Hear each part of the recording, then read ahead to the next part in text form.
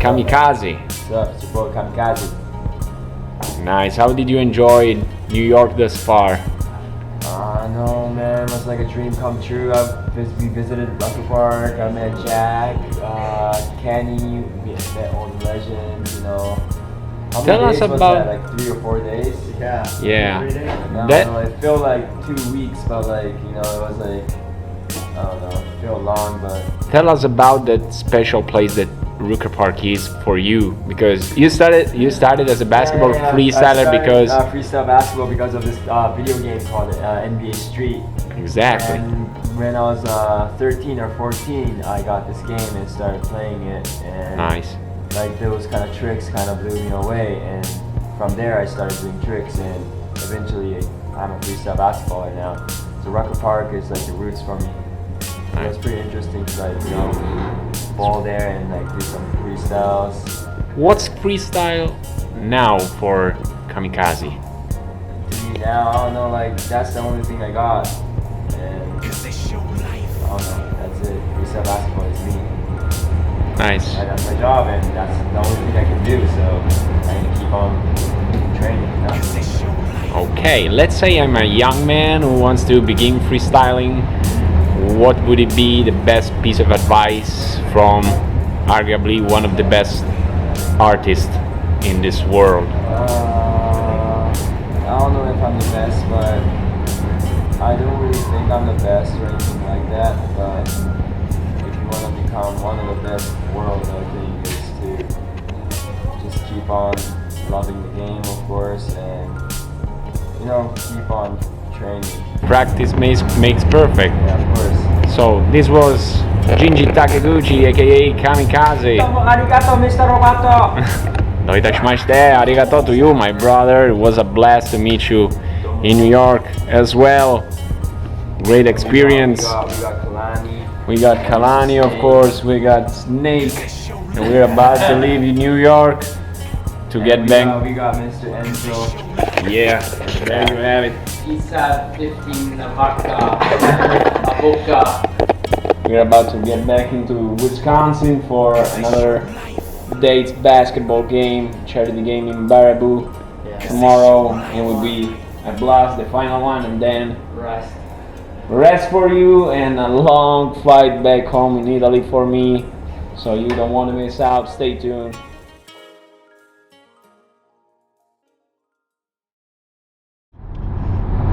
So where we are right now. About to drop off Enzo back at the airport in Milwaukee so he can head back home to Italy. Just got finished with pretty much last day of his little tour of the United States yesterday. Exactly. What happened yesterday? So yesterday we had an event in Baraboo. It was a fundraiser game for Days Entertainment Basketball. It used to be Days Street Ball. And we had a cool little fundraiser game out there. Had a pretty decent crowd. Me and Enzo did a nice little halftime show. Everyone thought it was pretty sick. They gave us a lot of compliments on the trick. Boston was a great game. That was our first game that we had for of the 2 games that we had while Enzo was out here for Days Entertainment Basketball, and that game was really, really sick. Boston, we went there last year for the first time. This year's our second time, and it was just great. The kids always enjoy it. It's a middle school and we do it right in the middle of the day, school day, so the kids just go crazy. They love the tricks. Always want a ton of autographs after the game, pictures, selfies, all that stuff. And the game itself, there's a lot of great highlights. What would you say is the feature that makes Days stand out, that makes Days unique as a basketball team? Well, for one, I think that makes us different than your typical like Harlem Globetrotters type team is, or the Harlem Globetrotters kind of knockoff team that kind of does the same thing. Is we don't do a lot of script. There's really no script. We just go out, we play, we do what we do. It's a little more street ball oriented that way. However, I feel we're different also from a street ball team in that we have a little bit higher level of freestylers. Definitely a higher level of freestylers, I would say overall.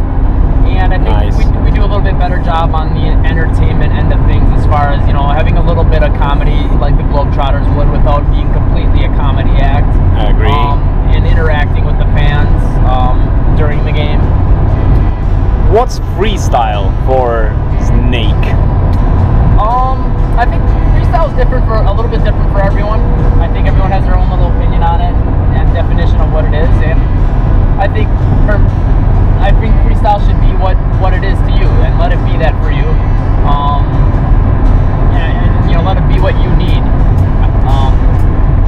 in your life, basically. You know, so for like a person like me, I like a lot of creativity. I like not even just in basketball. I like making music and stuff like that. I like writing. So I'm a very creative person. So for me, a main aspect of freestyle is just being creative with the basketball, coming up with new things. That's pretty much it. I mean, other than that, you know, do what you want and just do what you enjoy, what you like. What are your main source of inspiration? Main sources of inspiration? Well, starting out, Nike Freestyle commercial, and one mixtapes, Dime, Nautic. Those were the big four. When freestyle first started, you know, the freestyle commercial was pretty much strictly freestyle. But from there, you know, most crews were they did both. It was streetball and it was freestyle together.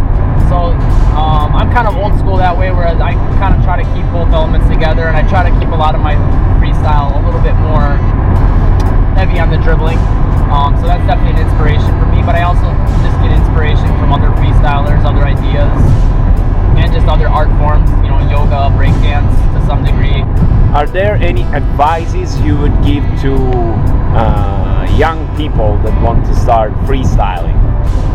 Yeah, one, you know, at first, don't be afraid to copy people at first, starting out. Don't be afraid to learn, you know, from others. There's tutorials from me, plenty of other guys online. You know, some of the top freestylers have at least one or two tutorials you can learn from online. And from there, just, you know, try to, once you get your basics down and you get an idea of what your style is, where you want your style to be, I would say, you know, try to develop your own style, try to create your own style. And, you know, I think this isn't just with freestyle, but any really art form, I think that's important to fill a void that you feel no one else has, that you think would be awesome.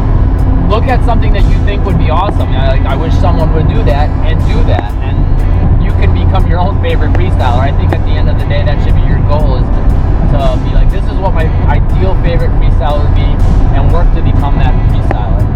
Thanks, Enzo, for coming out, man. Hopefully we'll see you in America again soon. Thank you for everything. For another tour, and more good memories, and just rocking out and having some fun. Nice. Peace out.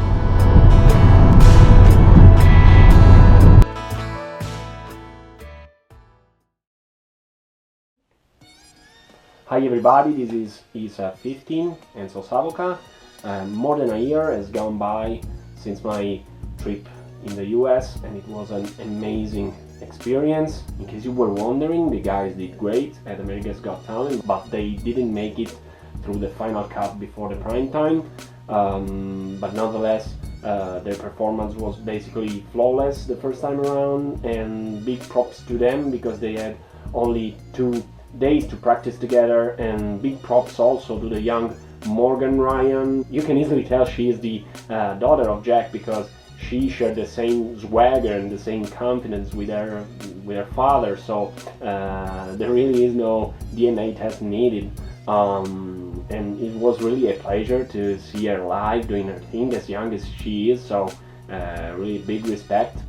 As for me, you might know, but I started freestyle because I saw a Viruxen video back in 2012, and if you don't know what Viruxen is, it is a YouTube channel that makes video for the Tokyo scene and the Japanese scene of freestyle basketball. Search on YouTube Viruxen if you want to be totally amazed by what those guys can do, because I started practicing freestyle because of them. So after watching VK videos, I searched for tutorials for moves and tricks in freestyle basketball, and I happened to meet Snake.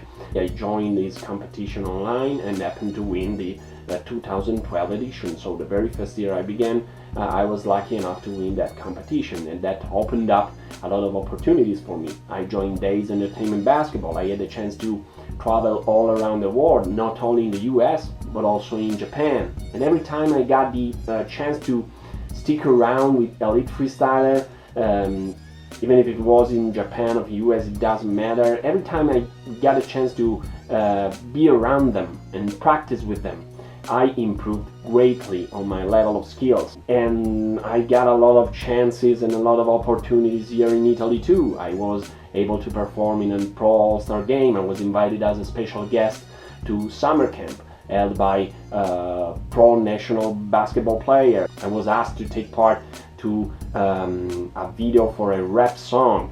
And all in all these opportunities were because of a basketball.